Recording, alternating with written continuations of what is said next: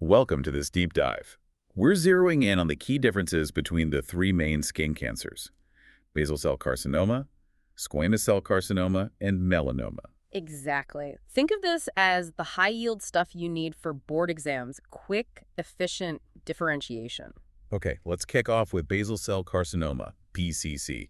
It's the big one, the most common skin cancer overall. Yeah, absolutely. And remember, its favorite spot, head and neck. It's actually the most common malignancy you'll see on the eyelid. Good point.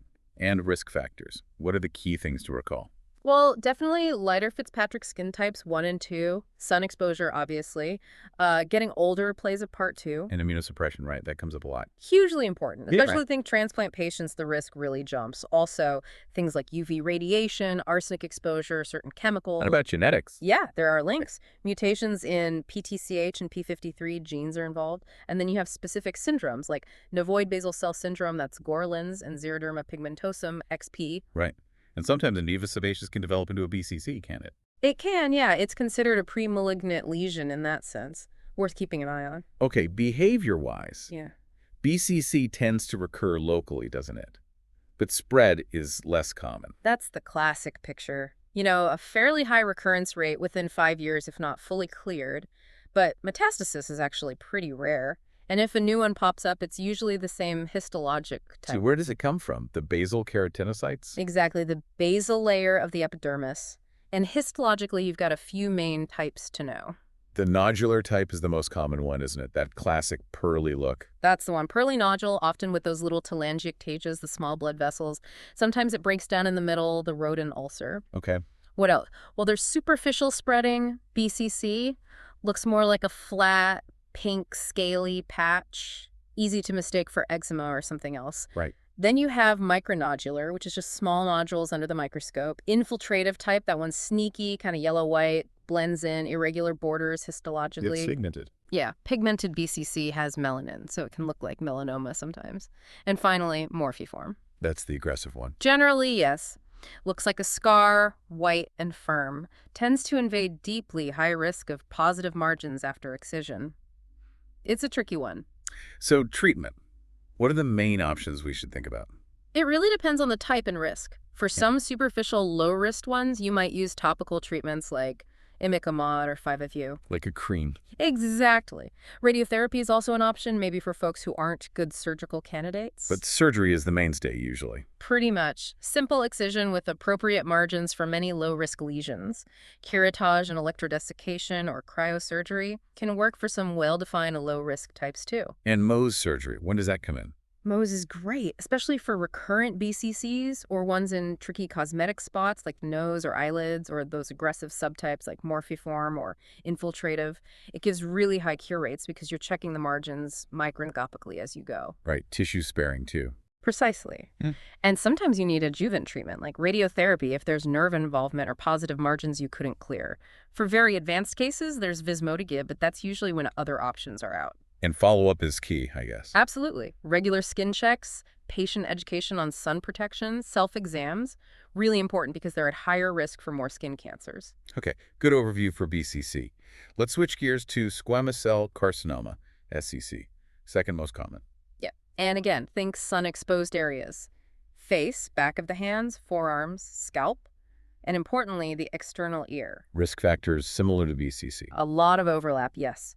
Fitzpatrick types I and II, cumulative sun exposure over a lifetime, carcinogens 2, pesticides, arsenic again, hydrocarbons. Any other big ones for SCC? Viruses can play a role, like certain HPV types, maybe herpes simplex, radiation exposure.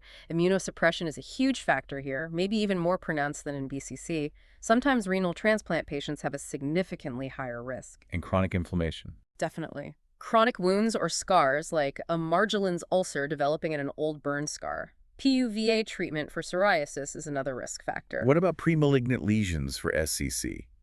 What should you be looking for? Big ones are actinic keratosis, those rough, scaly spots on sun-exposed skin.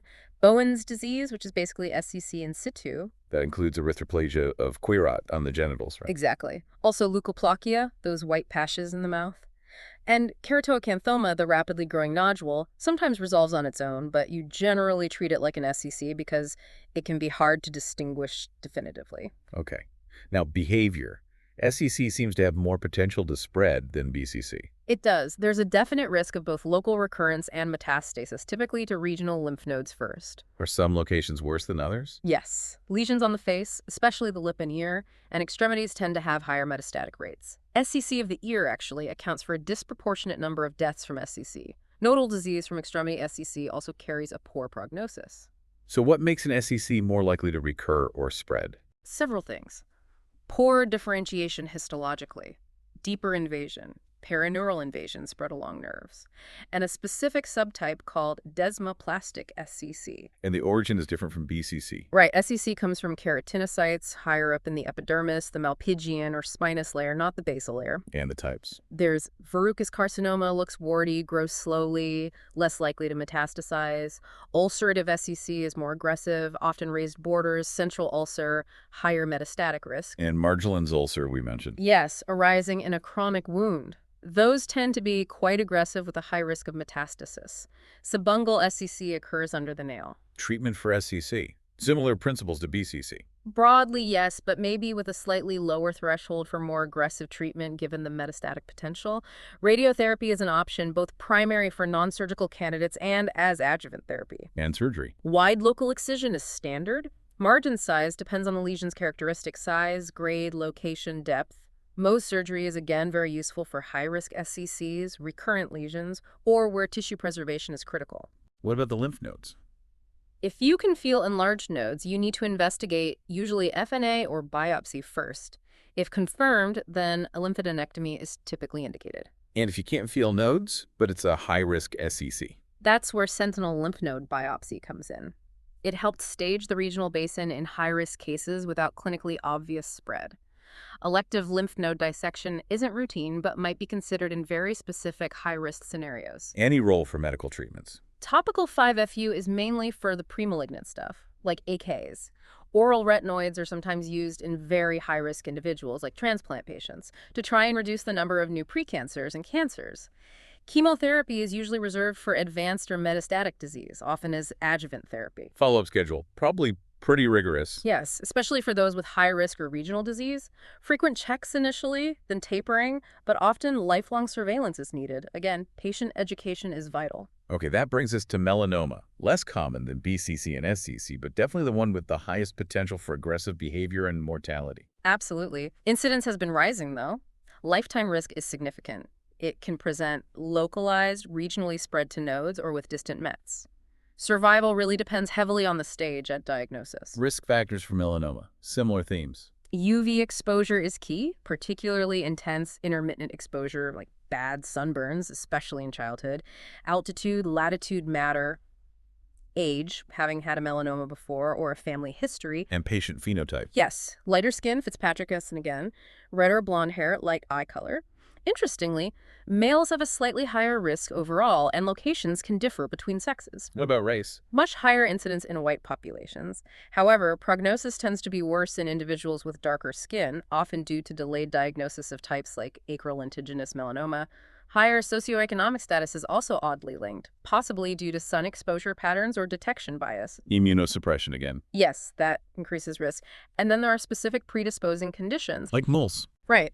Having lots of moles, or atypical moles, dysplastic nevus syndrome, large congenital nevi carry a risk, melanoma in situ, lentigo maligna, these are precursors, and genetic conditions like XP again. It's important to distinguish melanoma from benign lookalikes, isn't it? Crucial. Common benign lesions like junctional, compound, or intradermal nevi, blue nevi, Spitz nevi, which can look worrying, especially in kids, lentigos, seborrheic keratoses, even pyogenic granulomas or pigmented BCC can sometimes mimic melanoma. That's where the ABCDEs come in handy for the initial assessment. Exactly. Asymmetry, border irregularity, color variation, diameter typically greater than 6 millimeters, and evolving or changing lesion. Those are the warning signs you teach patients and look for clinically. Okay, let's talk melanoma growth patterns. Superficial spreading is the most common. It is. It tends to have a horizontal or radial growth phase first, spreading out within the epidermis before potentially invading deeper vertically. Then there's nodular melanoma. Yes, second most common. Often arises new, de novo. It's typically aggressive from the start, more vertical growth, poorer prognosis generally. Lentigo maligna melanoma. That's related to chronic sun exposure, often on the face of older individuals. It starts as lentigo maligna or Hutchinson's freckle, which is melanoma in situ with a long radial growth phase before it invades. Acrolentigenous. Found on the palms, soles, and under the nails, subungual. More common in non-white populations. Also has a long radial growth phase, typically. Any others? Desmoplastic melanoma is rarer, often spindle cells, can be associated with nerve invasion, higher risk of lymph node spread. A melanotic melanoma lacks pigment, making it very hard to diagnose clinically, can look pink or reddish. And non-cutaneous melanomas occur in places like the eyes or mucosal surfaces. Staging is absolutely critical for melanoma. It hinges on the histology, right? Entirely. Microstaging is key. The single most important prognostic factor is Breslow thickness, the measured depth of invasion in millimeters from the granular layer to the deepest point. More important than Clark's level. Yes, Breslow thickness has largely superseded Clark's level, which describes anatomical layer invasion in staging, though Clark's level might still be reported. Ulceration is also a major adverse prognostic factor. Its presence upstages the tumor. Mitotic rate used to be key, but is also being slightly de-emphasized compared to Breslow and ulceration in the latest staging. And lymph node status. Hugely important. The number of metastatic lymph nodes is critical for stage 3 prognosis. Lymphatic mapping with sentinel lymph node biopsy is standard practice for melanomas over a certain thickness, usually 0.8 or 1 millimeter or thinner if ulcerated or high mitotic rate, to detect microscopic spread. Stage 4 is distant mets. Correct. And even stage 4 is subcategorized based on the site of distant metastases, skin subcut nodes versus lung versus other visceral sites, and the LDH blood level, which reflects tumor burden and prognosis. So the workup starts with any suspicious lesion. Absolutely. Biopsy is mandatory. You need tissue confirmation. What kind of biopsy? The ideal biopsy is a full-thickness excisional biopsy with narrow margins, like 1–2 millimeter. This allows the pathologist to assess the entire lesion and measure the Breslow depth accurately. What about other types? Punch biopsy can be acceptable if the lesion is large, taking the sample from the thickest part. Incisional biopsy, taking just a piece, is similar. Shave biopsies are generally discouraged because they might transect the base of the melanoma, making accurate Breslow measurement impossible, which messes up staging and treatment planning. For subungual lesions, you need a full-thickness biopsy of the nail matrix. And what key things are pathologists looking for in that biopsy specimen? Okay, number 1, Breslow thickness, then presence or absence of ulceration. Mitotic rate is still often reported. They'll assess the margins of the biopsy itself. Look for microsatellitosis, small tumor nests near the primary. Clark level might be noted. And specific features like desmoplasia or neurotripism. All that information feeds into the final stage and guides further management. So pulling it all together for exam purposes, the key differentiators. Right, BCC. Think local invasion, pearly appearance often, low metastatic risk, head and neck predominant. SCC. Think cumulative sun damage, potential for metastasis, especially from ERLIP. Precursor lesions like AKs are common, higher risk with immunosuppression. And melanoma. Think ABCDEs, Breslow thickness as king for prognosis, potential for early metastasis, importance of sentinel node biopsy for staging, different growth patterns. Excellent summary. So for anyone listening and revising, really focus on those risk factors, typical presentations, and the key prognostic indicators for each type. Yeah, think about how you'd approach a lesion based on its appearance and the patient's history. What features make you suspect one over the others? How does that influence your biopsy choice and initial management plan? And remember, while we've covered the core differences, guidelines and treatments, especially for melanoma, are always evolving. Keep up to date with the latest recommendations.